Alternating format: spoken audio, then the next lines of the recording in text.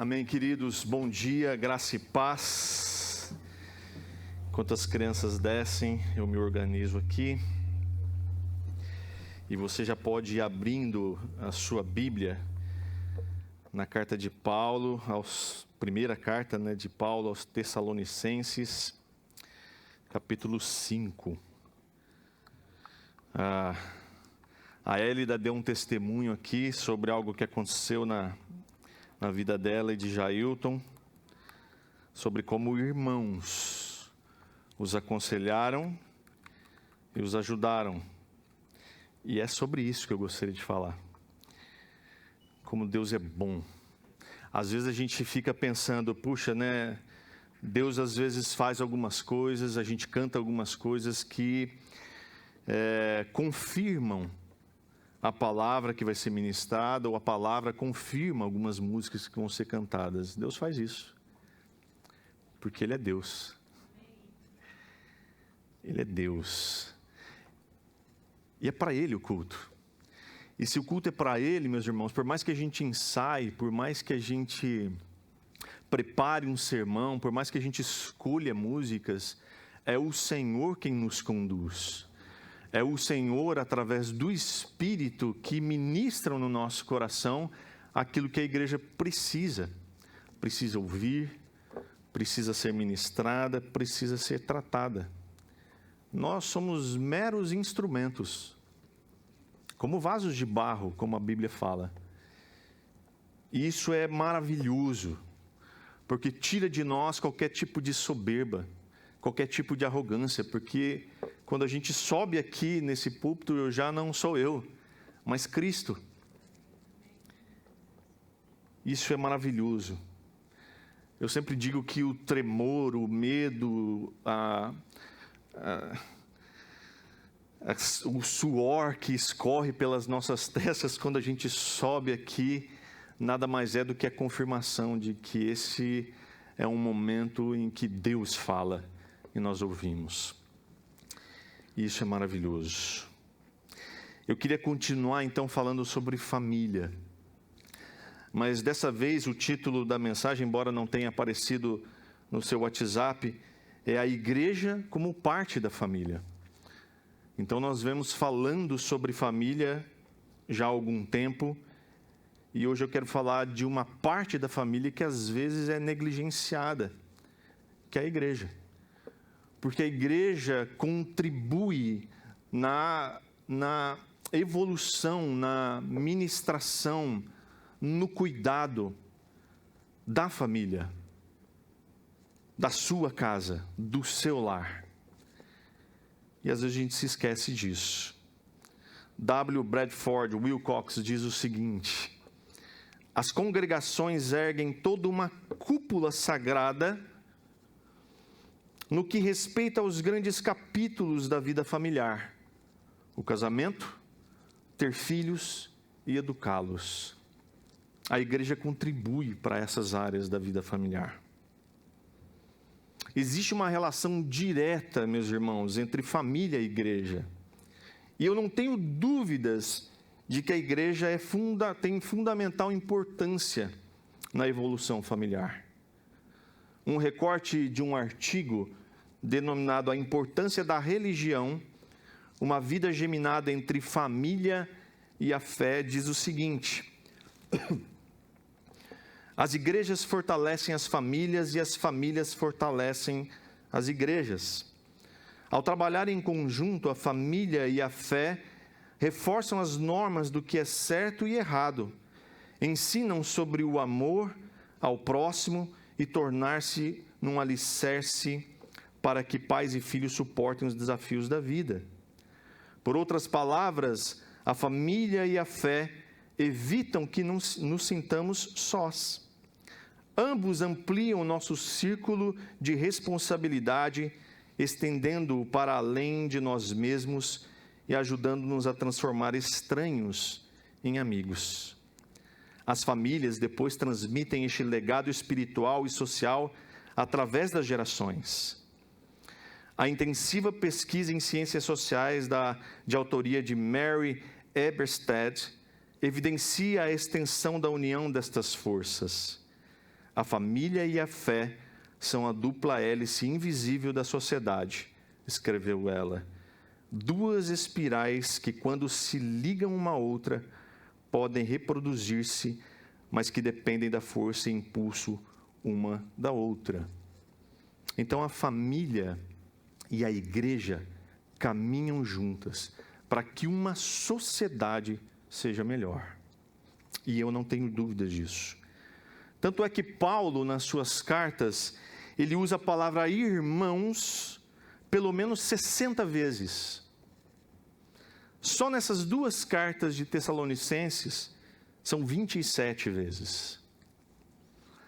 E é engraçado porque quando eu era criança, não era convertido, eu ouvia sempre a referência de um crente como irmão. Ah, aquele é irmão. E ver os crentes se tratarem uns aos outros como irmãos sempre me intrigou.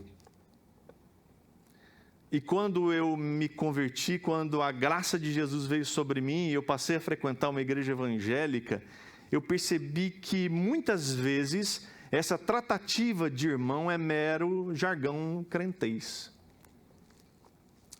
Porque ser irmão de verdade é alguma coisa diferente. Eu sou criado numa família e nós somos 7 irmãos. 7. Domingo passado nós tivemos uma reunião de família. Nos reunimos em 6. 6 estavam lá. Uma bagunça. Imagina os Velani, os italianos, né, juntos num lugar, numa casa, todo mundo... Parece que você olha assim e fala, nossa, que brigueiro, né? Mas não é. É conversa, é normal, né? Parece briga, mas não é. Mas foi muito bom. Eu me senti muito feliz com os meus irmãos. 2 anos depois de tanto tempo sem nos reunirmos, estávamos lá. E irmãos têm liberdade uns com os outros. Irmãos podem visitar-se uns aos outros sem ser convidado. Basta um telefonema dizer, vou dar uma passada aí para a gente tomar um café juntos. E vai. Irmãos, num caso mais íntimo, abre a geladeira um do outro. Eu citei aqui algum tempo atrás de uma igreja no interior de São Paulo, em que eles, ao receberem novos membros, eles declaram para a igreja, dizendo, a minha geladeira é a sua geladeira. Eu falei, puxa, que intimidade, né? Então, um novo membro da igreja chega sabendo que a geladeira dos irmãos é a dele também. Calma, meus irmãos, tudo tem seu limite. Então, eu queria ler com você 1 Tessalonicenses, capítulo 5, e nós vamos ler a partir do verso 11 até o 22. Diz assim: portanto, animem e edifiquem uns aos outros, como têm feito. Irmãos, honrem seus líderes na obra do Senhor. Eles trabalham arduamente entre vocês e lhes dão orientações. Tenham um grande respeito e amor sincero por eles, por causa do trabalho que realizam. E vivam em paz uns com os outros. Irmãos, pedimos que advirtam os indisciplinados, encorajem os desanimados, ajudem os fracos, sejam pacientes com todos. Cuidem que ninguém retribua o mal com o mal, mas procurem sempre fazer o bem uns aos outros e a todos. Sejam sempre alegres, nunca deixem de orar. Sejam gratos em todas as circunstâncias, pois essa é a vontade de Deus para vocês em Cristo Jesus. Não apaguem o espírito, não desprezem as profecias, mas ponham à prova tudo o que é dito e fiquem com o que é bom. Mantenham-se afastados de toda a forma de mal. Vamos orar? Meu Deus, obrigado, Pai, mais uma vez, porque nós estamos aqui como igreja, reunidos em amor, para adorar o Senhor por quem o Senhor é e louvá-lo por tudo que o Senhor tem nos feito. E te pedimos, Deus, em nome de Jesus, que o Senhor fale ao nosso coração nessa manhã. Para a honra e glória do seu santo nome, Senhor Jesus. Amém. Amém. Então esse texto, meus irmãos, mostra conselhos do apóstolo Paulo sobre a vida da igreja. De como eu e você podemos conviver como irmãos, entre irmãos.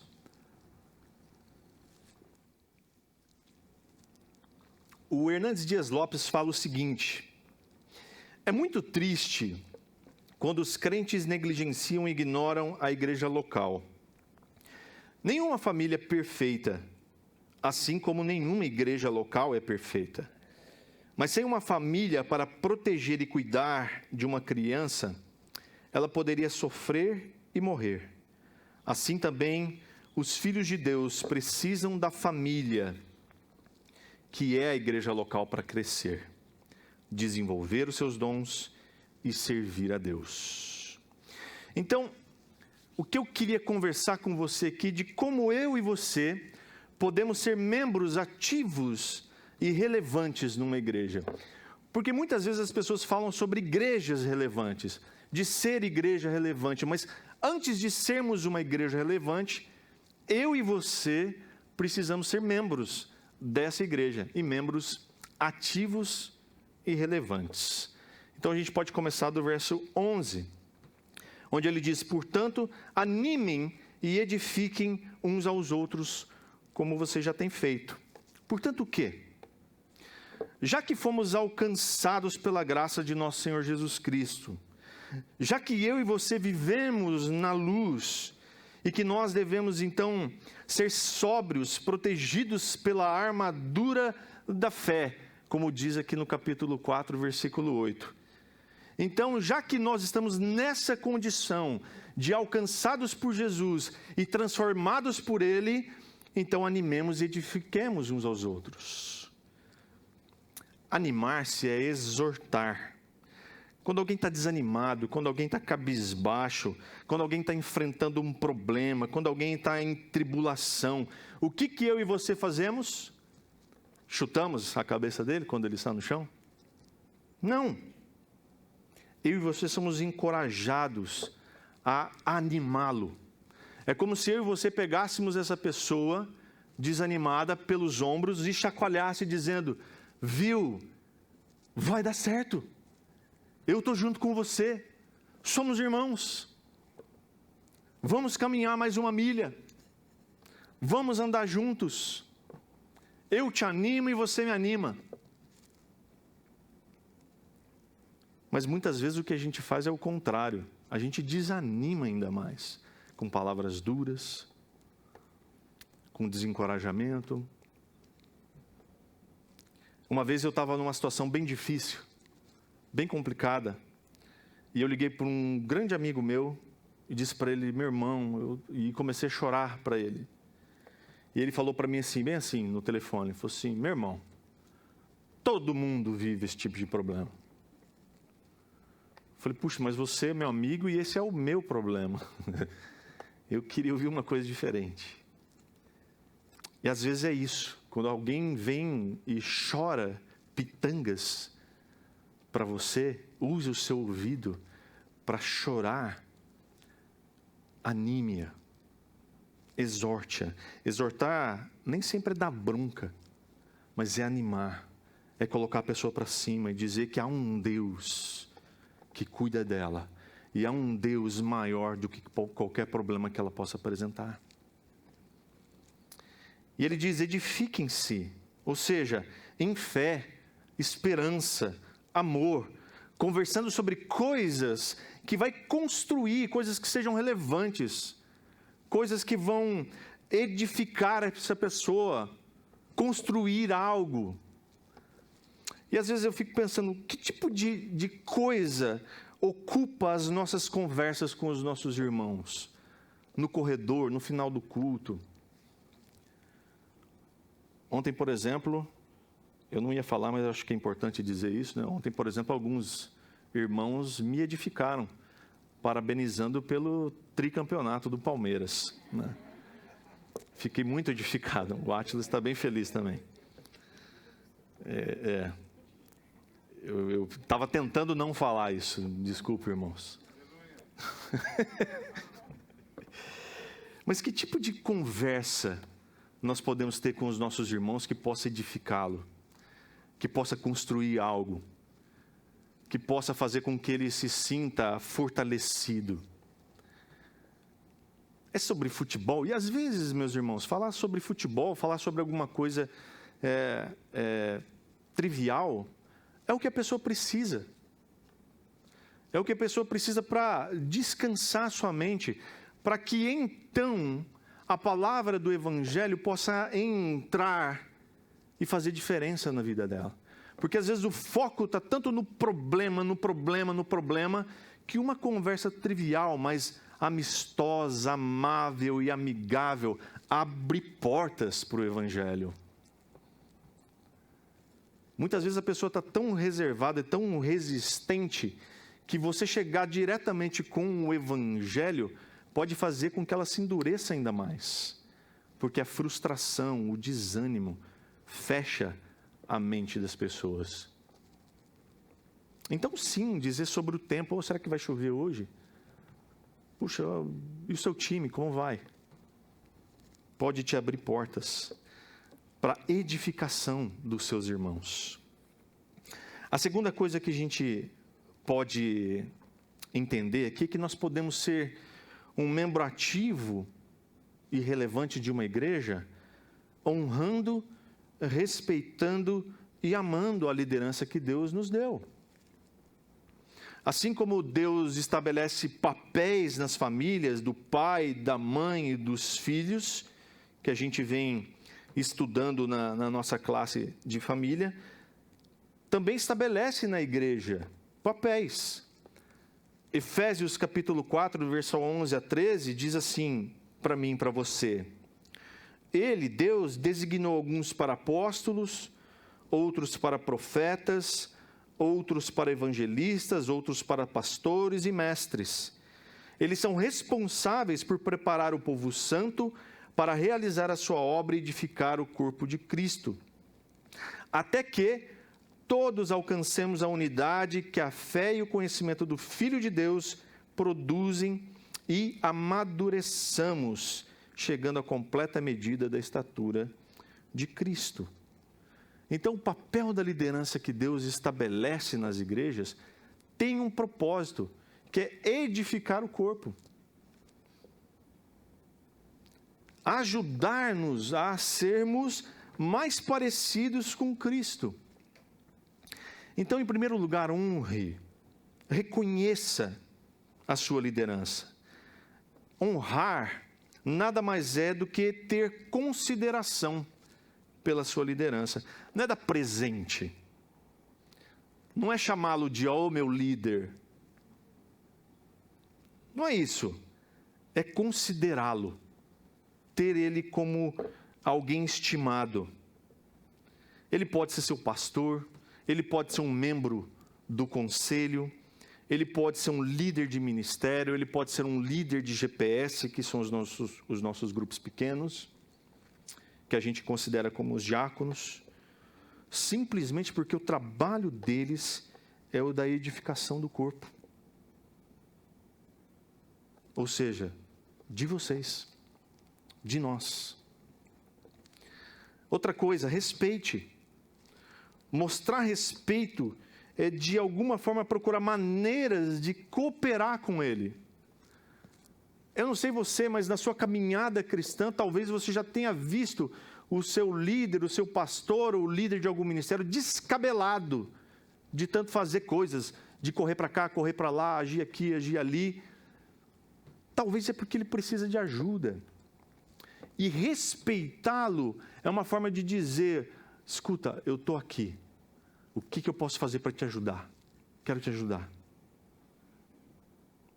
E ame.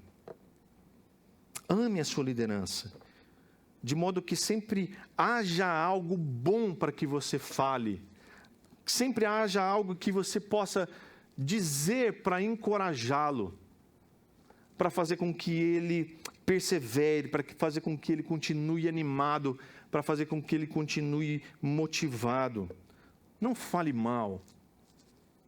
Não denigra a imagem. Deixe-os saber o quanto eles abençoam você. Porque às vezes é mais fácil, né? Criticar. A crítica sempre é mais fácil. Então, muitas vezes a gente olha para uma liderança, seja ela qual for, mais uma vez, pode ser o pastor ou o líder, seja quem for, você olha a liderança e diz, puxa, ele poderia fazer melhor.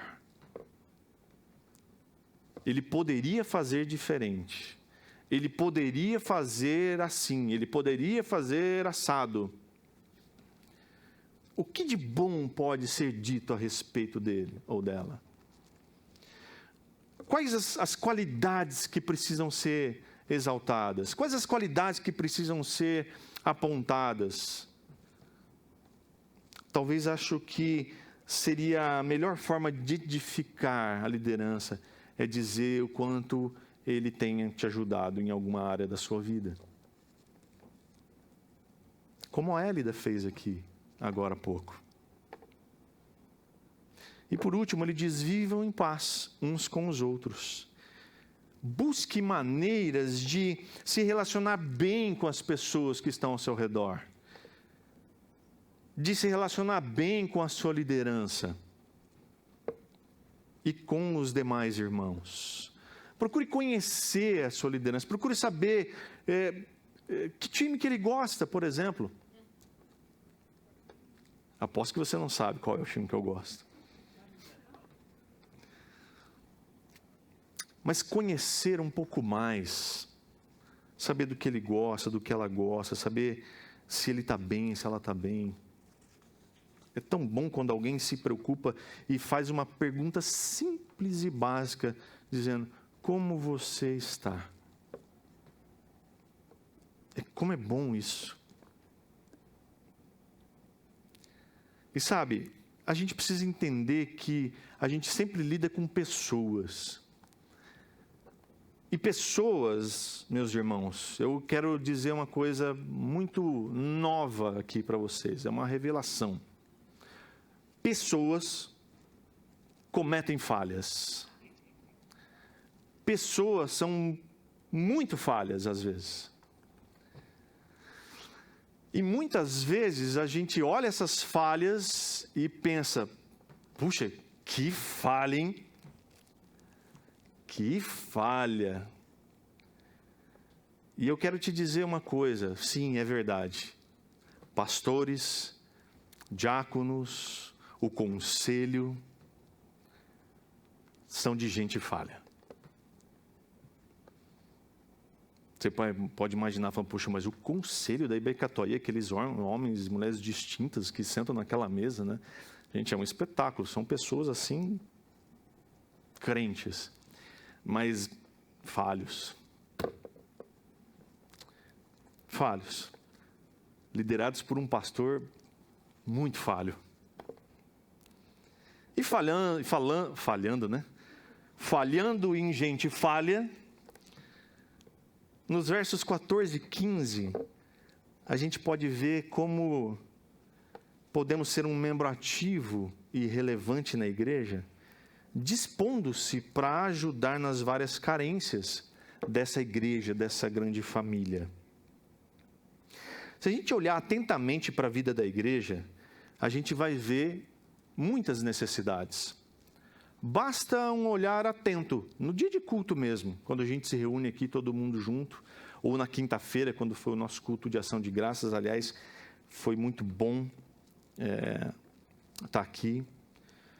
A gente pode perceber carências.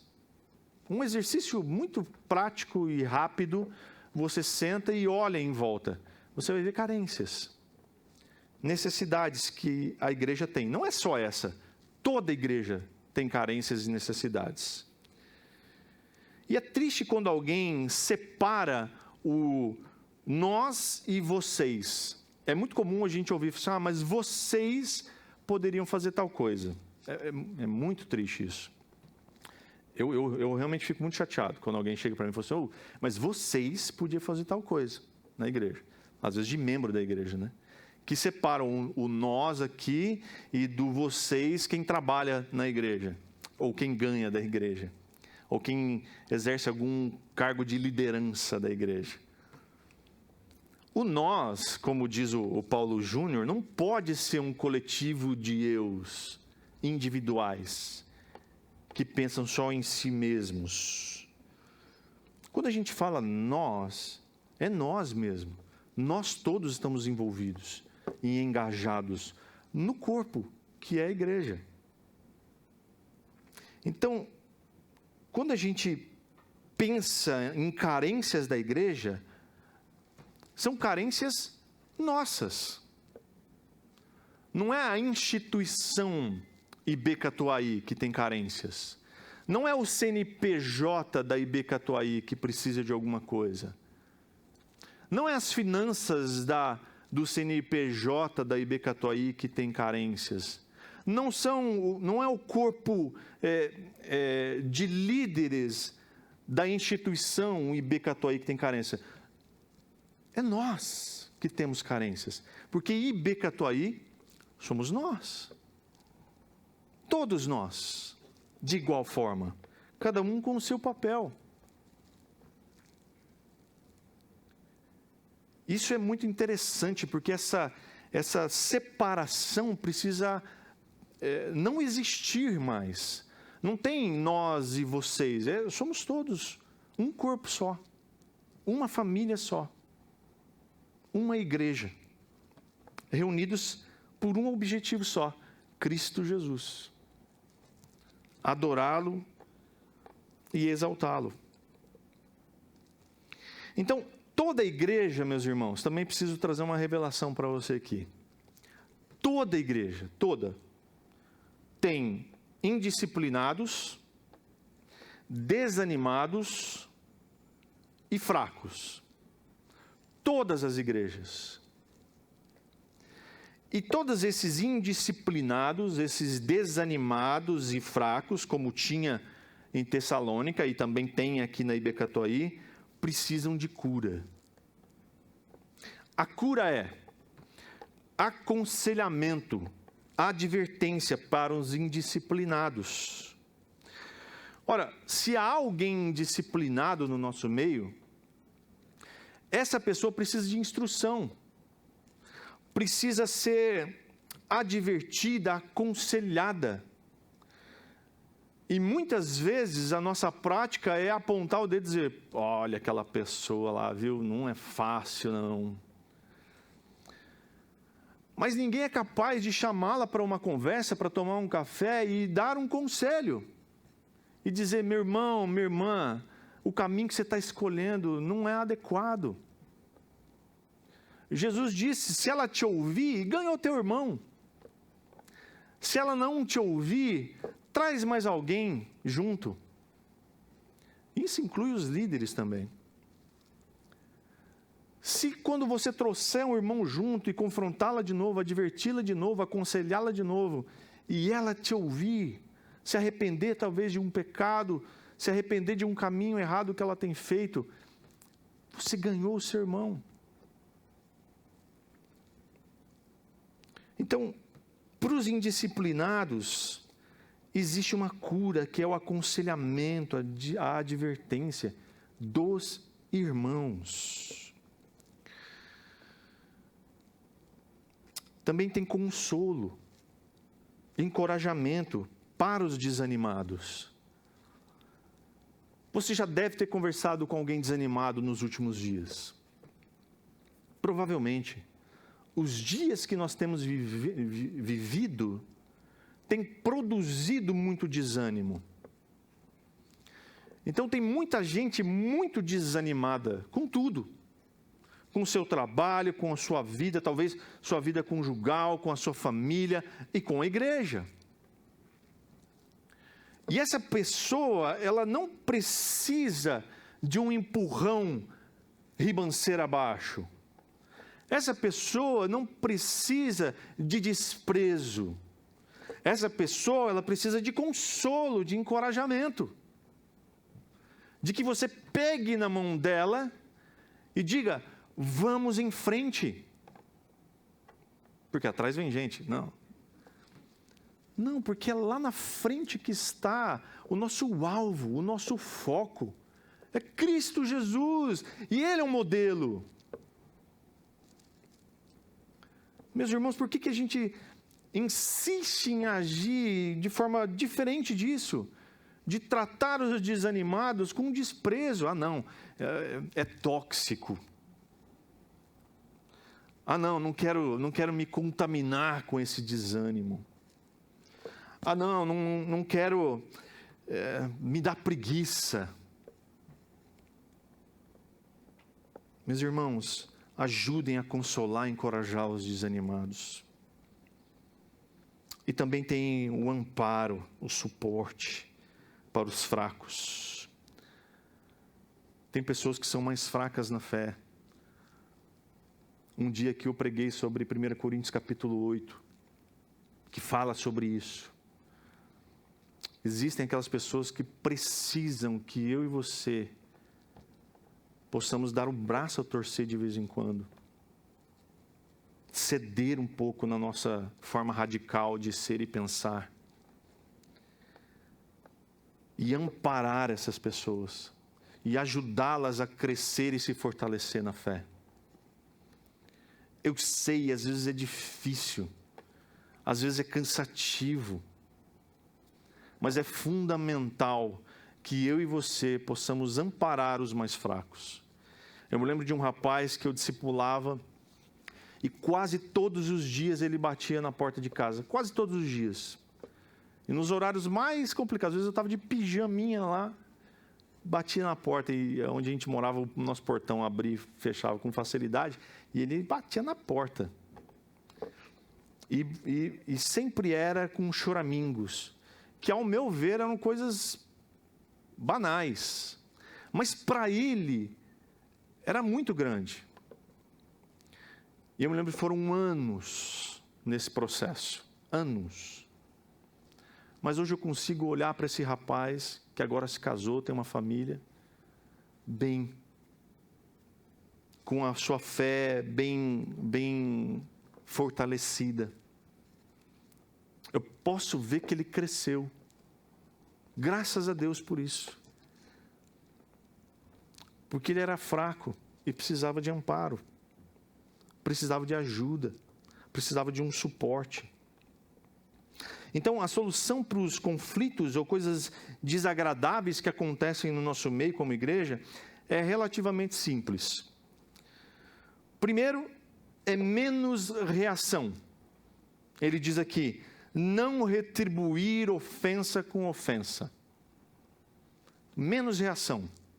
Porque se nós estamos mortos para os nossos delitos e pecados, se a nossa vida está crucificada com Cristo na cruz, morto não reage, meu irmão, minha irmã.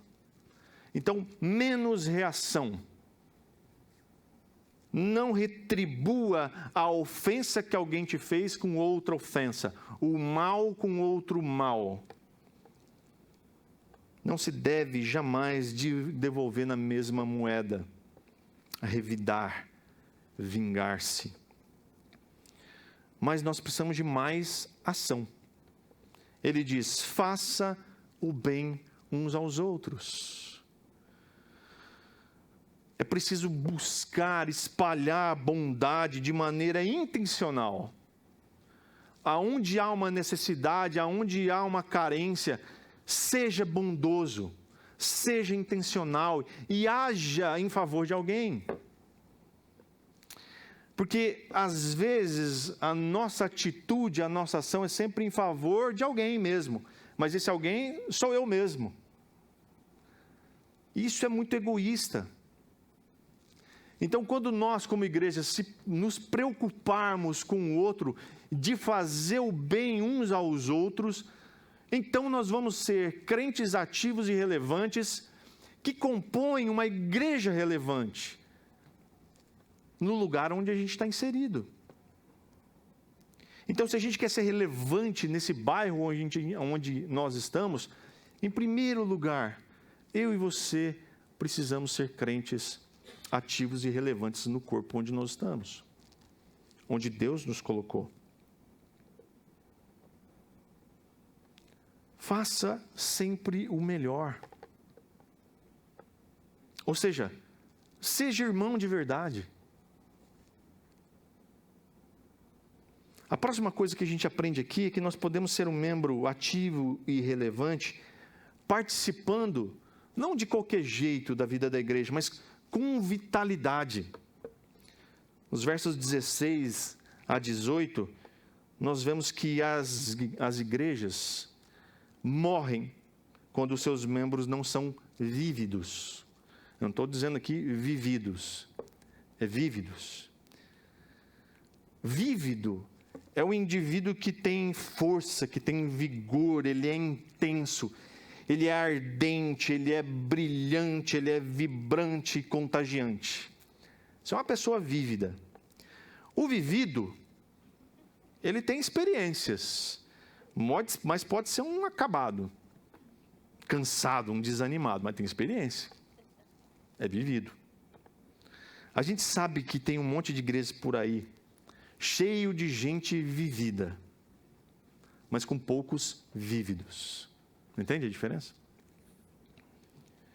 Na Europa, meus irmãos, tem igrejas, e não são poucas, virando bares. Porque as pessoas se esqueceram de viver uma vida ativa na igreja. Elas se esqueceram que é necessário esse vigor, essa intensidade, essa vida ardente pelo Evangelho de Jesus e pelos irmãos. Então, Paulo nos dá algumas sugestões para que isso não aconteça no nosso meio. A primeira delas é: estejam sempre alegres. A alegria mantém o fardo longe do trabalho. Então, você trabalha e você faz as coisas com leveza. A alegria proporciona isso.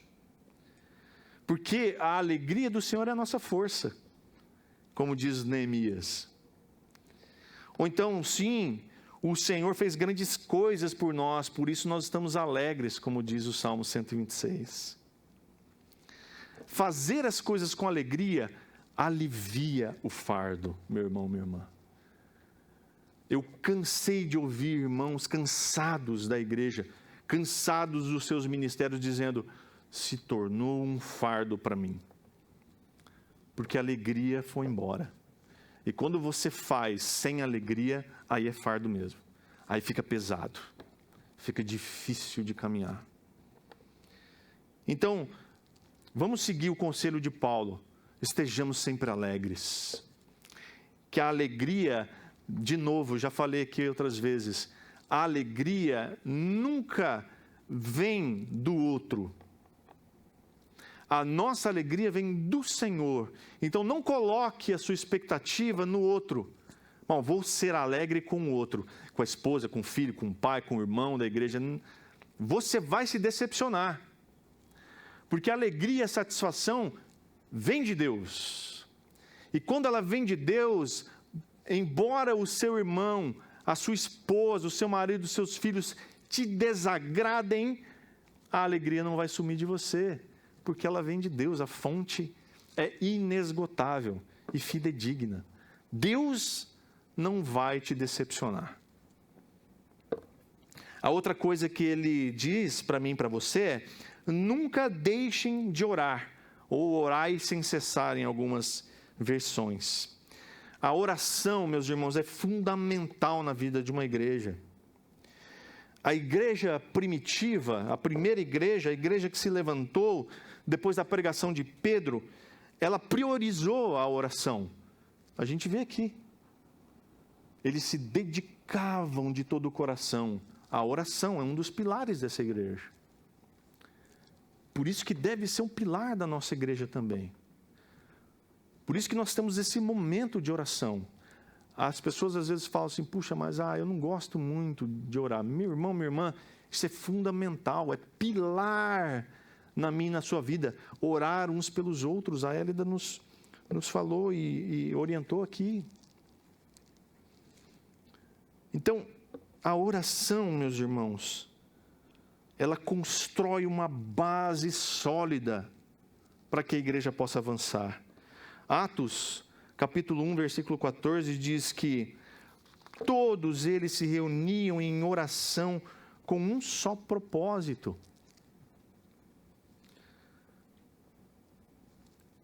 Como essas versões dizem orai sem cessar, você deve imaginar assim, puxa, mas deve ser uma coisa meio maçante, né?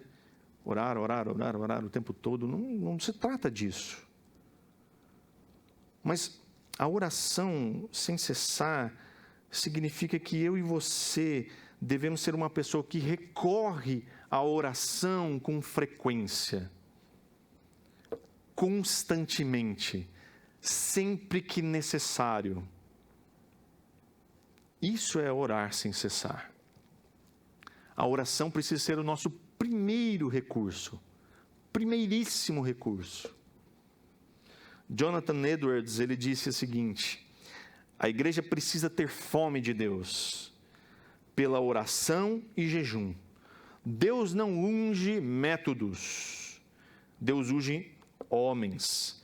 Não existe sermão poderoso, existem homens cheios do poder do Espírito. Isso só se consegue com a oração. Não existe outra forma. Eu posso passar um mês estudando a Bíblia, olhando os comentários bíblicos, fazendo uma exegese profunda do texto e vir aqui aplicar um sermão muito eloquente, cheio de técnicas de oratória, mas ser vazio do Espírito. Porque ele não foi construído na base da oração, na base do relacionamento com o Deus da palavra.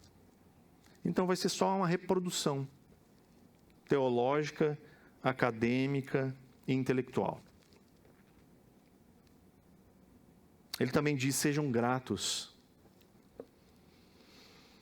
No verso 18 ele diz, sejam gratos. Ação de graças é um elemento fundamental na adoração. Como foi bom a gente poder estar aqui na quinta-feira agradecendo a Deus por tudo que Ele nos tem feito. Como é bom sermos gratos a Deus. Colossenses 3,16 diz que a mensagem a respeito de Cristo, em toda a sua riqueza, preencha a vida de vocês. Ensinem e aconselhem uns aos outros com toda a sabedoria. Cantem a Deus salmos, hinos e cânticos espirituais com o coração agradecido. Isso faz toda a diferença, meus irmãos.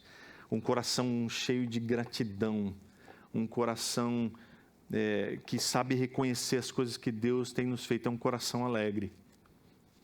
A gratidão, ela é o recipiente onde a alegria é depositada.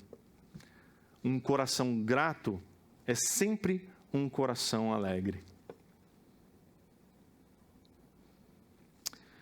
A gente pode aprender também como a gente pode ser um membro ativo e relevante numa igreja, se relacionando bem e corretamente com o Espírito Santo. O Espírito Santo, meus irmãos, é aquele que caminha ao nosso lado. O Senhor Jesus, quando estava subindo aos céus, Ele disse, eu vou deixar com vocês o Consolador, o Encorajador, aquele que vai andar ao seu lado, encorajando você, consolando você, amparando você, e esse é o Espírito Santo de Deus. Paulo diz, não apaguem o Espírito, no verso 19. O Hernandes Dias Lopes fala sobre isso, ele diz assim, o uso da palavra apagar traz a figura do fogo como símbolo do Espírito. Fogo fala de pureza, de poder, de luz, de calor. O fogo ilumina, aquece, purifica. O fogo alastra. Apagamos o fogo quando removemos o combustível, jogando terra ou tirando o oxigênio. O fogo derrete a dureza dos nossos corações. O fogo precisa ser mantido aceso no altar do coração. Apagamos o fogo, meus irmãos, quando nós cedemos ao pecado, ou quando nós deixamos de orar e obedecer a palavra. Então, quer evitar que o Espírito seja apagado do seu coração? mantenha-se orando e em contato com a palavra e junto dos seus irmãos. Ele também diz: não desprezeis as profecias. Não está dizendo aqui que você deve continuar consultando aquela irmã, aquele irmão do fogo, né?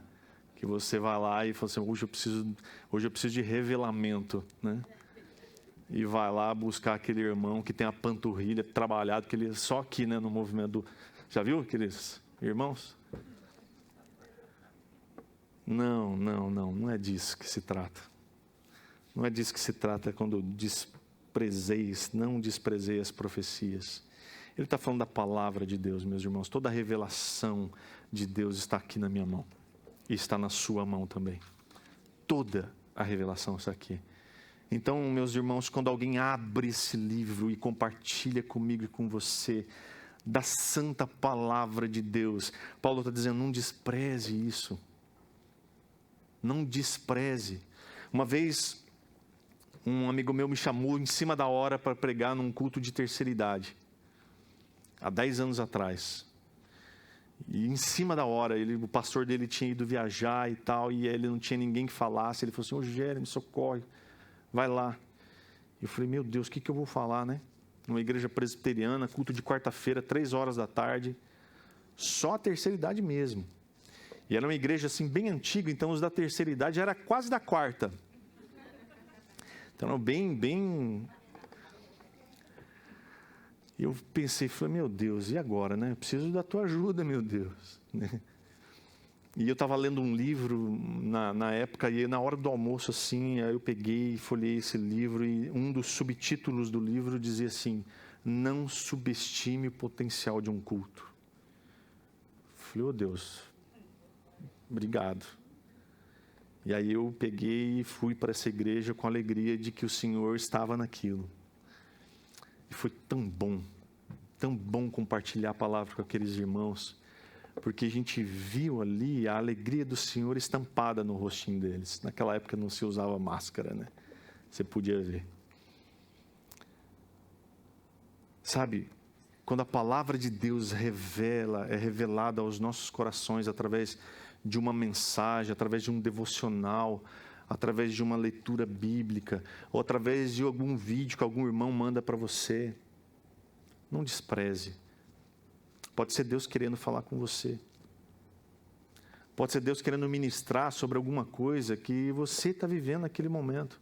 Não despreze, meus irmãos, a palavra de Deus ministrada. Não despreze. É a palavra de Deus. Nós também podemos ser um membro ativo e relevante de uma igreja, fazendo e buscando fazer sempre o melhor. No verso 21 ele diz: ponham à prova e fiquem com o que é bom. O crente não é uma pessoa de mente pobre. Ele tem discernimento. Ele julga. Ele avalia. Ele sabe distinguir o que é bom e o que é ruim. O crivo para esse julgamento, meus irmãos, é a palavra de Deus. Pois ele submete esse crente, que é ativo e relevante na sua comunidade, ele submete tudo o que ele ouve à palavra de Deus. Quantas pessoas evangélicas estão se alimentando hoje de palha? De palha, que não tem nenhum valor nutritivo, que não enche a barriga. E na pandemia foi um festival de pregadores, né? No YouTube, Instagram, Facebook, tudo quanto é mídias, você ligava lá, tinha um pregador diferente, estilo diferente, linguagem diferente, até roupa diferente tinha. Mas o crente de verdade, ele ouve, porque ele não pode desprezar, ele ouve, mas ele submete aquilo que ele está ouvindo à palavra de Deus. E ele sabe avaliar e dizer: puxa, isso aqui é palha. Isso aqui não alimenta ninguém. E o que eu mais vi foi gente crente compartilhando palha para todo lado. palha, lançando palha, palha, palha. Porque o que mais teve, infelizmente, foi pregador palha. Infelizmente. Os dinossauros, né, do Evangelho continuam lá. Sem muitos likes, sem muitas curtidas, mas continuam lá, fiéis à palavra. Não vá por curtidas, número de seguidores, isso também é palha. O crivo continua sendo a palavra de Deus, meus irmãos. Por último, ele diz, se afastem do mal, no verso 22. Para que a gente seja um crente, um membro ativo e relevante de uma igreja, eu e você precisamos aprender a nos afastar do mal, evitar a tentação. Você sabe quando alguma coisa ou alguém vem só para te afastar daquilo que é proposto por Deus. Você sabe disso.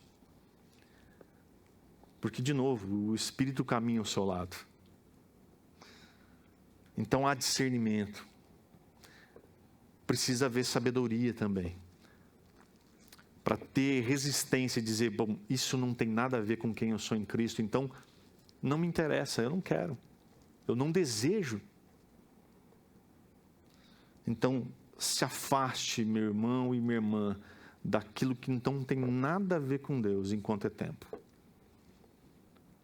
Se afaste de contatos, de pessoas que você sabe que não tem nada a ver com Deus. E você sabe do que eu estou falando. Então, para a gente concluir, nós podemos ser um membro ativo e relevante de uma igreja ou uma família da fé quando a gente compreende o nosso papel como povo de Deus, animando e edificando uns aos outros, honrando, respeitando e amando aqueles que Deus separou para cuidar de nós, tendo disposição para ajudar no que for preciso para o corpo, participando com vitalidade da vida da igreja, se relacionando bem e corretamente com o Espírito Santo e buscando sempre fazer o melhor. Amém, queridos? Feche os teus olhos e tenha um tempo agora de oração. Que em nome de Jesus você possa submeter tudo isso que você ouviu nessa manhã ao crivo da palavra de Deus e avaliar se isso é relevante ou não para a sua vida. E caso seja relevante para a sua vida, que você busque aplicá-lo, que você busque colocar em prática. Deus, nós te agradecemos, Senhor, por essa manhã, por esse culto. Como é bom poder adorar o Senhor com cânticos junto com os nossos irmãos.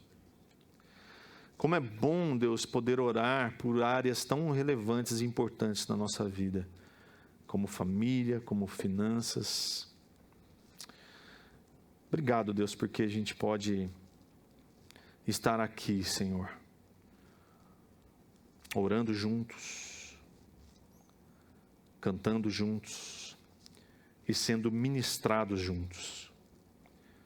Que o Senhor continue, Deus, dando da tua graça e do seu amor por nós. Que em nome de Jesus o Senhor possa nos abençoar a cada domingo, a cada instante, Pai, a cada mensagem, a cada palavra que ouvimos, não a respeito da tua palavra, mas a sua palavra, possa sempre encontrar lugar em nosso coração.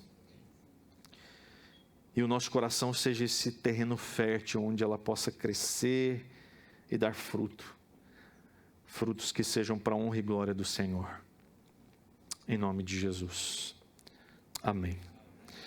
Amém, queridos, que Deus te abençoe muito, um ótimo restinho de domingo, um ótimo almoço em família, que Deus possa te abençoar grandemente, que o amor dele possa te encorajar a cada dia a ser um crente relevante, um crente ativo no corpo onde Ele te colocou. Que a graça de Jesus te dê a certeza de que você faz parte desse corpo, porque o sangue dele foi derramado por mim e por você, nos tornando um só como igreja do Senhor Jesus Cristo. E que a comunhão do Espírito Santo possa estreitar cada vez mais os nossos laços. Em nome de Jesus. Boa semana para você, meu irmão.